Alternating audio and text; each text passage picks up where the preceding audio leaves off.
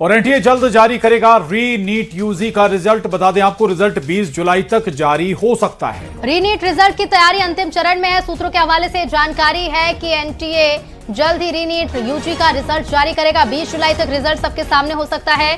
सूत्रों के हवाले से जानकारी है कि री नीट रिजल्ट की तैयारी अब अंतिम चरण में पहुंच चुकी है। आपको बता दें, दरअसल नीट एग्जाम के जो नतीजे थे या कहीं जो पेपर था वो लीक हो गया था और इसके बाद नीट के दोबारा एग्जाम कराए गए थे यूजी के अंडर ग्रेजुएशन के, और अब जल्द ही इसके नतीजे आ सकते हैं। अयोध्या के राम मंदिर चढ़ावा चोरी मामले की जांच अब निर्णायक चरण में पहुंचती दिख रही है। इस हाई प्रोफाइल मामले में स्पेशल इन्वेस्टिगेशन टीम यानी एसआईटी ने जांच का दायरा और बढ़ा दिया है।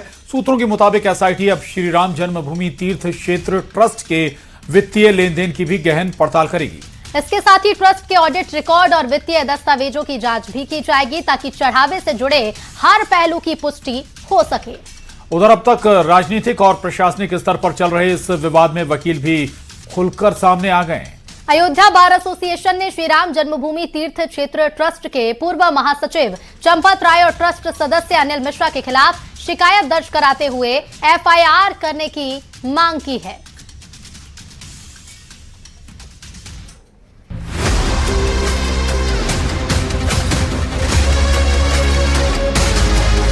अयोध्या के राम मंदिर चढ़ावा चोरी मामले में अब कानूनी मोर्चा खुल गया है।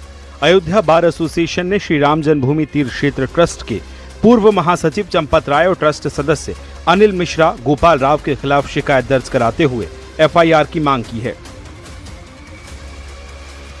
बातचीत हुई, मुकदमा दर्ज करके कार्यवाही करेंगे। कितने लोगों को? चार। चंपत राय और ये राव जो हैं, क्या नाम? गोपाल राव, अनिल मिश्रा, किशोर। चलो। राम मंदिर चढ़ावा चोरी मामले में एसआईटी ने जांच का दायरा बढ़ा दिया है। एसआईटी अब श्री राम जन्मभूमि तीर्थ क्षेत्र ट्रस्ट के वित्तीय लेन देन की भी गहन पड़ताल करेगी। ट्रस्ट के ऑडिट रिकॉर्ड और वित्तीय दस्तावेजों की जांच होगी। एसआईटी प्रारंभिक रिपोर्ट राज्य सरकार को सौंप चुकी है। एसआईटी को 15 दिन का एक्स्ट्रा टाइम दिया गया है। अयोध्या में राम मंदिर चढ़ावा चोरी मामले में सुरक्षा व्यवस्था और कड़ी कर दी है। श्री राम मंदिर ट्रस्ट के ऑफिस की सुरक्षा बढ़ाई गई है। कार सेवकपुरम की सुरक्षा व्यवस्था भी मजबूत की गई है। जानकारी के मुताबिक तीर्थ क्षेत्र भवन की सुरक्षा में 4 दरोगाओं की अतिरिक्त तैनाती है। पीएससी का एक दस्ता भी सुरक्षा में है। ट्रस्ट के पूर्व महासचिव चंपत राय की सुरक्षा भी बढ़ा दी गई है। राम मंदिर का जो मुख्य प्रवेश द्वार है, जो बिरला धर्मशाला के सामने है, वहाँ पे पर्याप्त संख्या में सुरक्षाकर्मी तैनात किए गए हैं और उन सबको विधिवत ब्रीफ किया गया है कि वहाँ से जो भी श्रद्धालु आते हैं वो मंदिर में दर्शन करने के लिए जाते हैं, वो पंक्तिबद्ध होकर के यहाँ से जाते हैं। न उनको किसी तरह की रोक लगाई गई है, न ही मीडिया कर्मियों को किसी तरह की रोक लगाई गई है। अयोध्या के चर्चित राम मंदिर चढ़ावा चोरी मामले में आरोपी लवकुश मिश्रा की मुश्किलें अब और बढ़ती नजर आ रही हैं। प्रशासन ने अब उनकी संपत्ति से जुड़े मामले पर भी कार्रवाई शुरू कर दी है। सूत्रों के मुताबिक तय वक्त के अंदर संतोषजनक जवाब नहीं मिलने पर या बिल्डिंग कंस्ट्रक्शन उल्लंघन मिलने पर बुलडोजर एक्शन हो सकता है। वहीं कथावाचक देवकीनंदन ठाकुर का कहना है कि देश भर के प्रमुख सनातन मंदिरों में बेहतर प्रबंधन के लिए सनातन बोर्ड के गठन जरूरी है। देखिए, सनातन बोर्ड में होगा कि गरीब बहन बेटियों का विवाह होगा। सनातन बोर्ड में होगा प्रत्येक बच्चे को मॉडर्न स्कूल में, मॉडर्न गुरुकुलम में ये साइंस विद सनातन शिक्षा ऐसी मिलेगी कि वो इंजीनियर भी बनेंगे, डॉक्टर भी बनेंगे, वकील भी बनेंगे, लीडर्स भी बनेंगे, आईएएस बनेंगे, आईपीएस बनेंगे, लेकिन संस्कारी बनेंगे। उन्हें पता होगा कि मैं मंदिर के पैसे से ही बनाऊं तो मुझे अब धर्म बचाना भी है और देश बचाना भी है। वो ऐसे बनेंगे।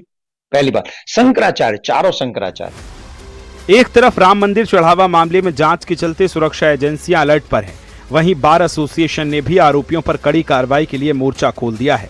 Bureau report, news 18 UP Uttarakhand.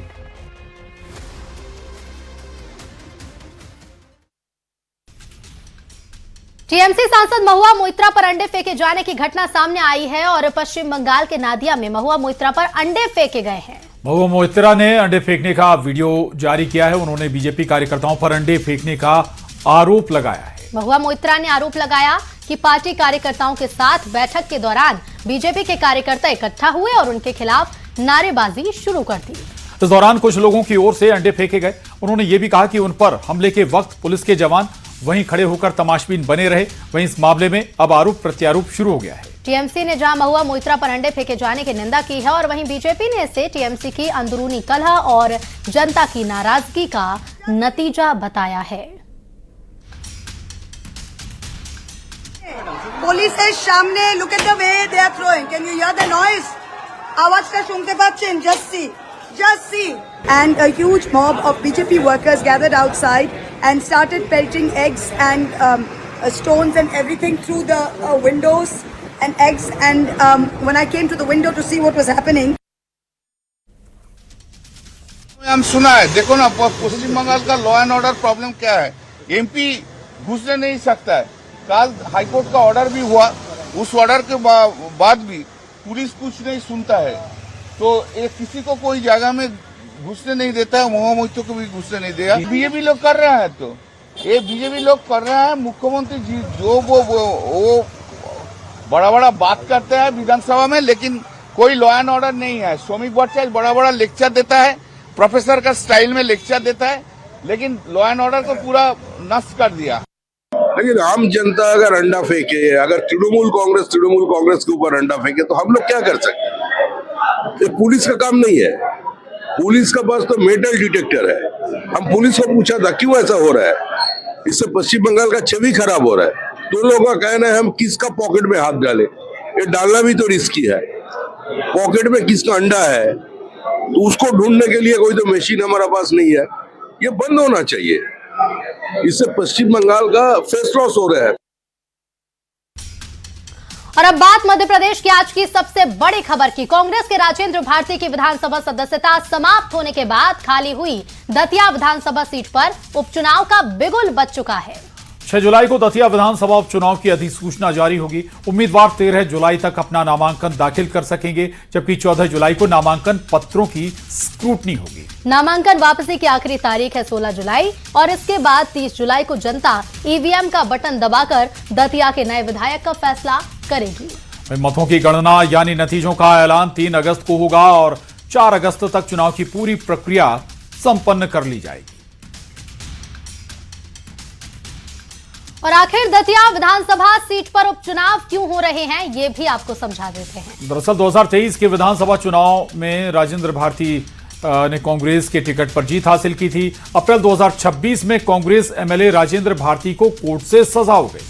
Rajendra Bharti को कोऑपरेटिव बैंक घोटाले में दोषी पाया गया। दिल्ली की राउज एवेन्यू कोर्ट ने राजेंद्र भारती ने 3 साल की सजा राजेंद्र भारती को सुनाई गई। वहीं 3 साल की सजा के साथ राजेंद्र भारती की सदस्यता समाप्त हो गई और 2 साल या उससे ज्यादा सजा पर सदस्यता खत्म हो जाती है। और इसी वजह से अब इस सीट पर उपचुनाव होने जा रहे हैं, जिसकी तारीखें भी सामने आ चुकी हैं। प्रदेश के अंदर फिर आप दतिया में चुनाव जो हो रहा है, एक तरफ निर्मला सप्रे पे फैसला नहीं आता, वो फैसला आता तो आप पूरे प्रदेश को पता है कि किस प्रकार का फैसला आया।